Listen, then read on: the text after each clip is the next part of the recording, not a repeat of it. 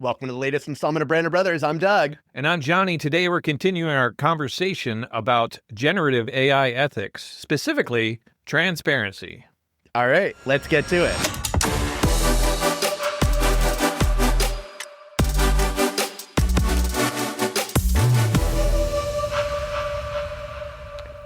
And we're back. So, Doug, we're talking about transparency today. Yes, specifically how it relates to the HBS, the Higgins-Berger scale of AI ethics. We talked about that last episode. Yes, and we even came up with an amazing mnemonic. Okay. I maybe came up with a questionable mnemonic about how Diggz and Doug intend to party. And we're talking about the two. We are talking about the two, the transparency. And it's not just transparency, it's it's disclosure, it's all of the things that we have, like this new world of AI, and where and when and how, and all of the ethics that go along with this new capability that the world has, and specifically in creation of creative usage. Right. And really, transparency isn't about compulsive disclosure, but that's one aspect that we're getting into. Obviously, there are some legal ramifications that we'll be talking about, but ultimately what we're going to be diving into is how the Higgins-Berger scale of generative AI ethics has multiple components that we discussed in our previous episode. You want to go over those again real quick? Not really. Diggz and Doug. So Diggz and Doug, basically you've got data usage and privacy, right? So that's one of the Ds. The other D is displacement. Okay. Then intend to party is going to be intent. Okay. 2 is transparency, what we're talking about today. And then P is potential for harm. Okay. And so we'll dive into all of those individually, show by show. But today we're going to dive into transparency. And the main reason we're diving into transparency is because that's the top option of our scale, right? So basically each one we're going to go through how we have quantified each component from a series of qualifications. When you say top option, you're talking about the tool that you built. That's right. If you go to r3mx.com/HBS, that will take you to this awesome utility that we put together that makes it so if you have any questions about the ethical implications of anything you've made with generative AI, you then complete this simple questionnaire that has a rating scale for each of those 5 components that we just mentioned. So we kind of picked transparency because it's kind of bubbled up to the forefront in the news recently. Right. Well, I mean, you texted me a couple of weeks ago and you were like, hey, did you see this new EU law, which requires companies to disclose the use of any AI in their content product? I mean, and we're even seeing the disclosure of AI becoming automated, sure. as we've talked about previously, where, you post something that has the metadata embedded in it. And speaking of Meta will make it so it automatically discloses that AI was utilized. It'll flag the actual post as, gives you like a little AI info button, a little AI info button, or like that you can click on, that kind of explains their policy. It doesn't actually talk about how AI was used in this, but there is some, a lot of the tools now are embedding signals or flags inside the actual content that they create to indicate to the distribution platforms that something has been, at some point in its workflow, has been touched by AI. Well, let's talk about the workflow and how the scale is impacted by the workflow. So when you look at the Higgins-Berger scale, and you're utilizing the utility that we built, there's going to be a handy drop down that basically helps you ascertain what degree of really ethical cleanliness has been employed. So at the very top level is radical disclosure. So that is completely compliant with the laws being implemented in the EU that I believe roll out in August, if I'm not mistaken. And there's a similar but very different law that is being rolled out in California also at the same time in August, if I recall correctly. Yeah, it doesn't stop there because there's also similar disclosures laws in other states and I'm sure other countries as well. It's moving from this sort of ethical gray area to a legal, less gray area. Yeah, the complication is, from my perspective, the continuum is black and white on the extremes, right? So you're either doing your level best to disclose any potential utilization of generative AI at any point in the process versus the complete opposite, which is intentional obfuscation and not just being deliberate about it, but also with malicious intent. Then you, and on our scale, so our scale, it's a little bit complicated. So basically we give 0 points for radical disclosure. And the goal, of course, is to get 0 points. The lower it's like golf, right? It's exactly like golf, except the par skips over number 3. So basically you have, I'm going to cheat here because I think that it's best for everybody involved. So basically on our scale, a 0 would be a clear and accurate representation, right? So you are radically disclosing. Then there's, and as I mentioned, it goes 0 points, 1 point, 2 points, 4 points. So then 4 points is going to be assessed if there's intentional obscuring or misleading claims. So an example of this would be what?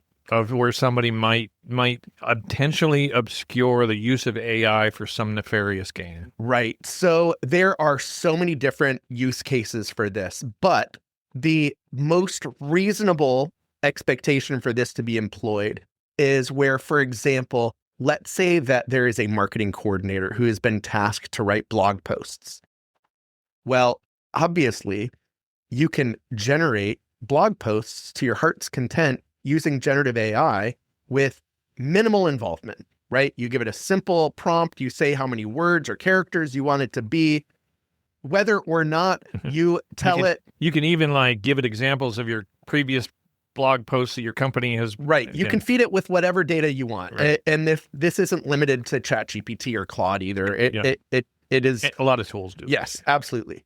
And so obviously that bad actor doesn't care about this tool. However, their boss or their boss's boss does.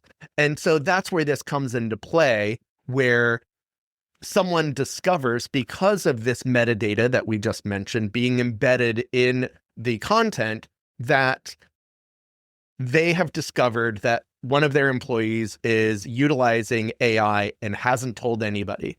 And they haven't made it where it can be triaged for them to be able to see where in the process it was utilized, right? There is absolutely no path to connect the dots between humans in the loop versus straightforward generative AI.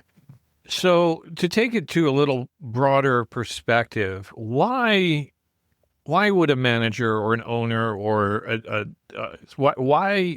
why is that, aside from the legal issues, let's just talk on the ethical side or the business decision side. Sure.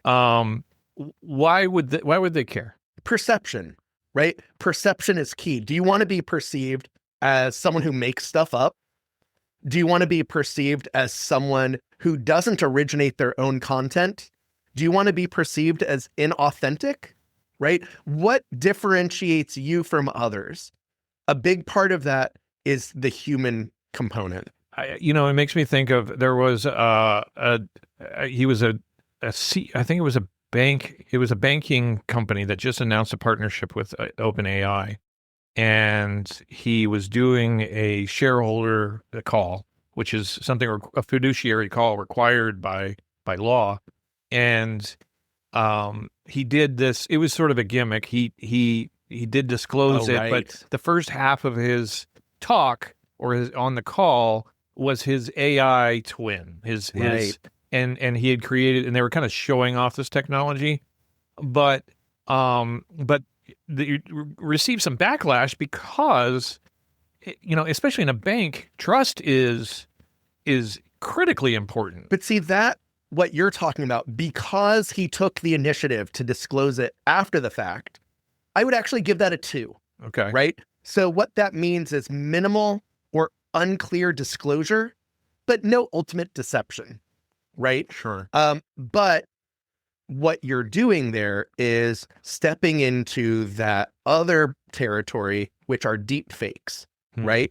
So when you're talking about celebrities, for example, or influencers of any type, really. Yeah. And it's become incredibly simple to oversimplify to train AI to be able to have the voice mapping and the image mapping of a celebrity, because there is so much. And celebrity, I mean, not just someone who's talented on screen, or even but you. An influence.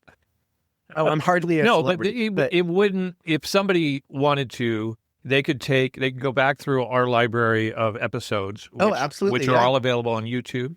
And Spotify or wherever you get your favorite podcast. So link and subscribe.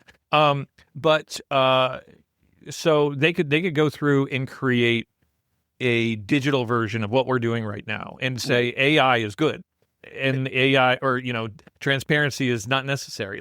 And even the differing levels of what could be perceived as nefarious, right? Because you and I had a conversation not long ago, we were discussing about how even though they're ripping off the likeness, right, the voice and the appearance of an influencer, for example, they're just echoing the same thoughts. Sure. They're not even manipulating it to be a completely changing the message. Yeah, the message is basically the same. Yeah, it's being kept, but they're collecting followers based on people just not realizing that this is not the original content. Right. And then the next thing you know, they're following a pharmaceutical company.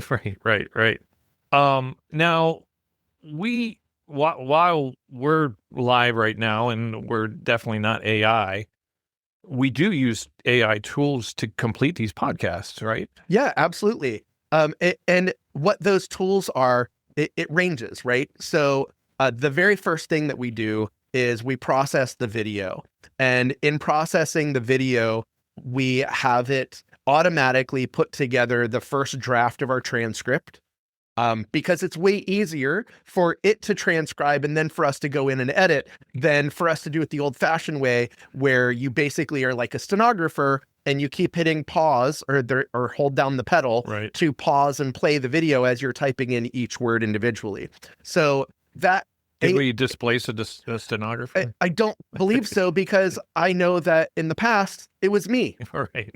So all I've done is employed... Saved yourself some time. Right, by employing the utilization of this tool. And don't get me wrong, while it saves time, it still requires attention. Right. Then there's the other piece. And it's not automatically doing this. I mean, you're literally like doing some copying and pasting and that kind of thing along the way, right? We're required, right? Yeah. Because there are times where, for example, it's terrible at transcribing. We're identifying you versus me. Right. Yeah. It's terrible at identifying like words that go together. If you don't over articulate and put space between your words, the name of our podcast becomes completely different than what it actually is. So just about every single episode, I have to go in and edit the transcript where I introduce the show because I say it too quickly. But then, as you mentioned, we also use it for identifying who's talking. So the AI will look at our voices it's able to map our voices and know who's talking. And so each episode, it goes back and forth and identifies who's talking when. It's mostly good at it. I must confess, we're pretty lazy at updating who the speaker is in the transcript. So to those of you who are it would be really ironic if this part of it was labeling me as having said it. And so then we also utilize another AI component that automatically makes it sound better. And we do that more than once. So there's the initial post-processing. What's it called? That feature? Studio Sound is what it is called in the application that we use for editing our content. Then it gets uploaded to the platform that distributes the podcast. And there's another AI-enabled feature that upgrades the sound quality. Right. And then we also will use AI to create summaries of the podcasts. That's right. By using the transcript that has already been transcribed by AI. So there's multiple layers. Now, where does that fall in the disclosure or the transparency, a spectrum, if you will? So, like I said, we have clear and accurate representation, right? That's 0 points. We have intentional obscuring and misleading claims. That's 4 points. We've touched on both of those, and we kind of got into what I feel like is a gray area, because I don't think it's black and white. I feel like this is incredibly nuanced, and it relies upon the person who is assessing their work or the work of others. It definitely requires them to assert an opinion, to determine how gray the area is. In my opinion, what we would be at is a partial disclosure or clear human authorship. And that's 1 point. Okay. However, someone else might disagree and say that it's minimal or unclear disclosure, but no intentional deception, which would be 2 points, right? So it could be 1 or 2, but I would argue that we're closer to the 1. And then, of course, in addition to that, we have a modifier, which is openly acknowledging the utilization of AI. And as we mentioned moments ago, that's going to be a requirement. If you're putting content out in the EU, for example, right, or in California for commercial gain. So I would argue that we're somewhere in between, but because we're not intentionally obfuscating it, I would argue that we're more of a 1 than a 2. So, but that is a good example of how it's not really ever as cut and dry as we'd like it to be, because, I recently was reading an article. Is a Nashville artist that she produces music that gets picked up by sync license organization, and she gets paid to have her music used in commercials or, TV shows or whatever, background, whatever. It's very legitimate business. A lot of people do. She co-wrote a song with another collaborator, and that other collaborator didn't disclose that they had prepared the demo using Suno or one of the like to anyone. Yeah, to anyone.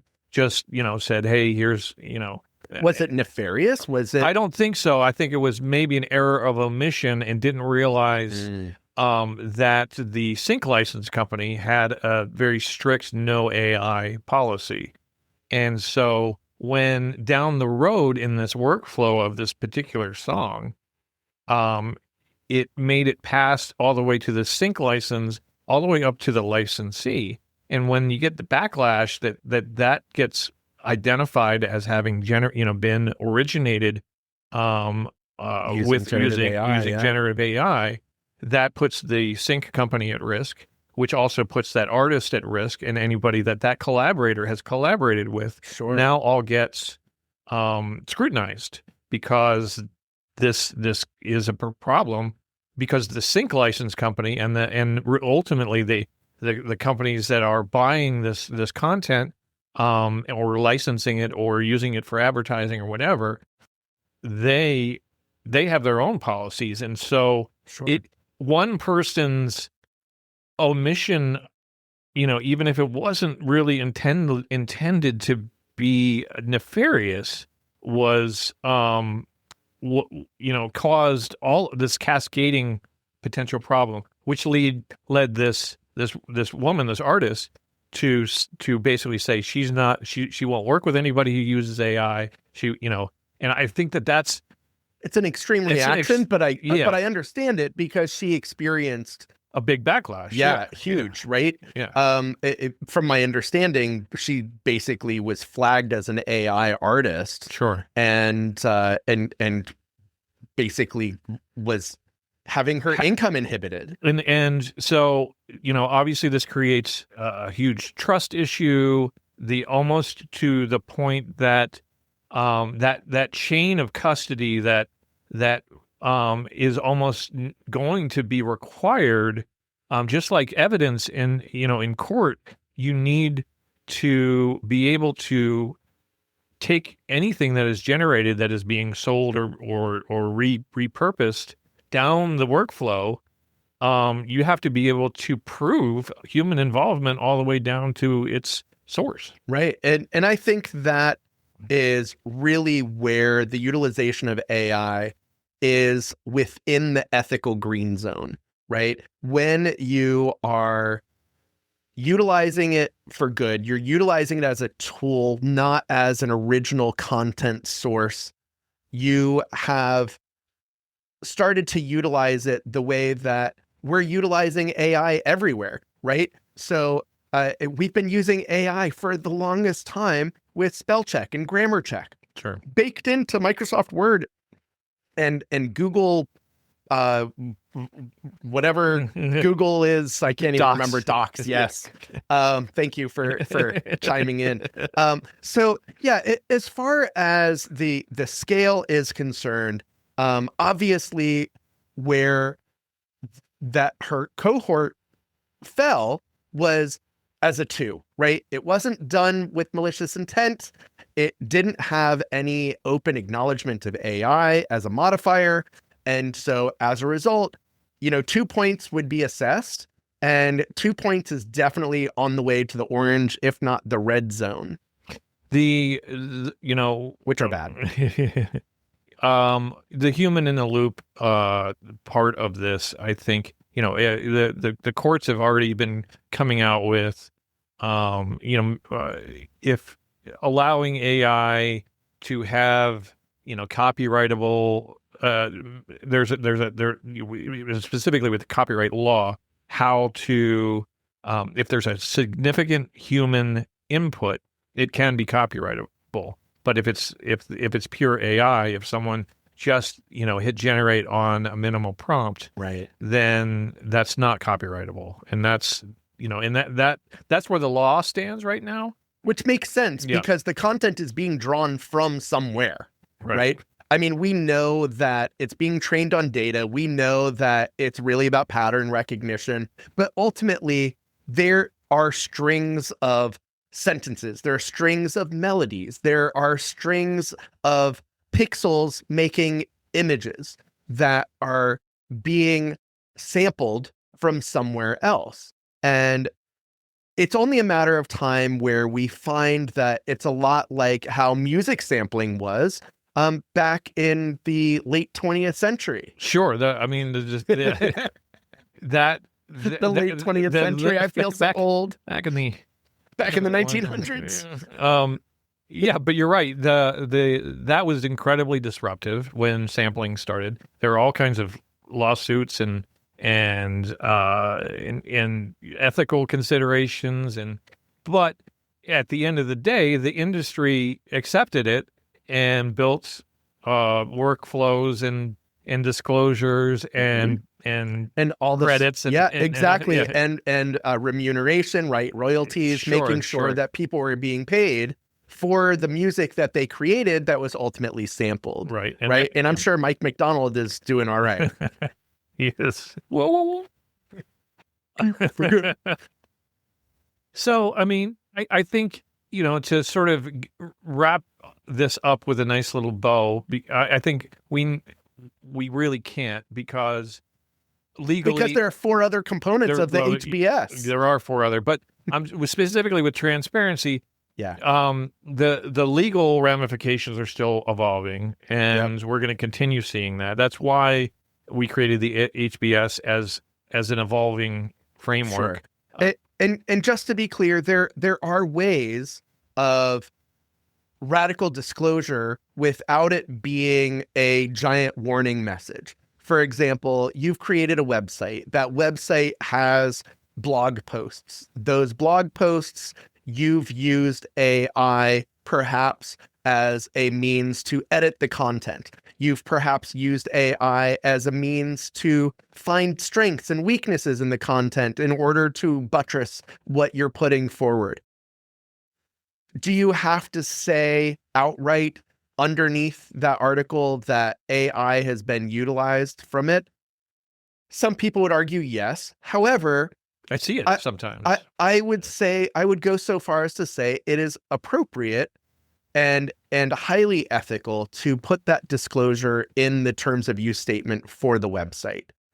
Mostly because this day and age, chances are very great that someone has used AI, whether or not they've realized it in the process, right? How often do you type, see basically the idea of what you're saying and hit the space bar because you don't want to type out those next 5 words because those are effectively the 5 words you want to say. You would have chosen anyway. So in that instance, you're using AI. Sure. Yeah. It's a really, the modern generative AI models are really fancy autocomplete.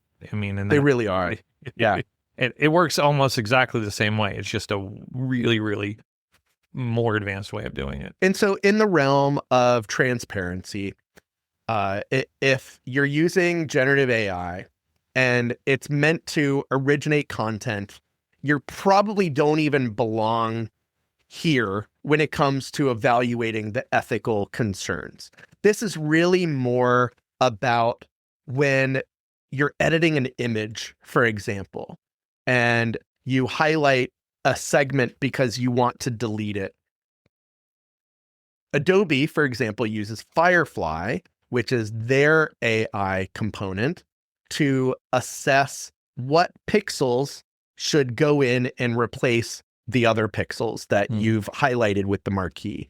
And if you just highlight with the marquee and hit generate, without a prompt, you're basically playing the roulette or the give you like bandit. 3 options of different smudges. Exactly. Yeah. And so, do you have to have this radical disclosure that you use this tool? I would say not so much. However, as an agency, the right thing to do is to be forthcoming with your customers and say, hey, in case there's any concern, we do utilize generative AI as a tool. We don't use it for originating content, but we do use it to help us generate better content. Sure. I mean, if there's an image that the client wants to use, but there's a paper bag in the background that they would rather not be there, and you use a tool to make that paper bag go away, that rather than the expense of doing a whole new photo shoot, at the time. Oh, yeah. I mean, we've been editing images since before Photoshop. Yeah, sure. And doing those types of things since before Photoshop. But now we have a tool that makes it simpler, makes it more effective, right? We're saving money and making more money as a result. So really, at the end of the day, it comes down to the appropriate levels of disclosure. So my recommendation, just be transparent. Tell your customers you use AI as a tool. Tell your website visitors in your terms of use or your privacy policy that you utilize generative AI as a tool. And really, it's more of a CYA, cover your ass, than anything else, because everybody that you work with will appreciate your candor and honesty, because that means trust. And that's really what this is all about, is creating trust signals. I think that's a great way to end this episode. Next time, we're going to continue our discussion about the Higgins-Berger scale of AI ethics.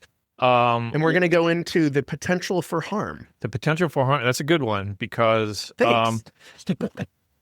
I've been thinking a lot about that was actually your contribution to the model. Well, the potential, it's a great one because it gets into use cases.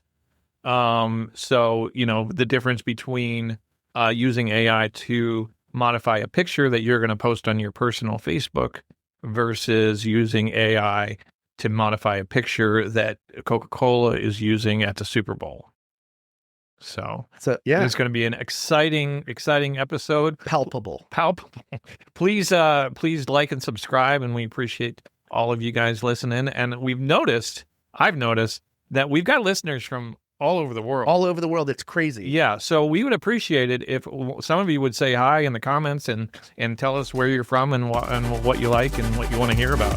Thank you for tuning in to Brand of Brothers. Big thank you to our presenting sponsor, Remix, the branding agency, along with production assistants from Johnny Diggz, Simon Jacobson, and me, Doug Berger. We can't forget music by PRO. Speaking of not forgetting, remember to do that like and subscribe thing, and find us at brandshowlive.com and follow us on the socials at Brand Show Live.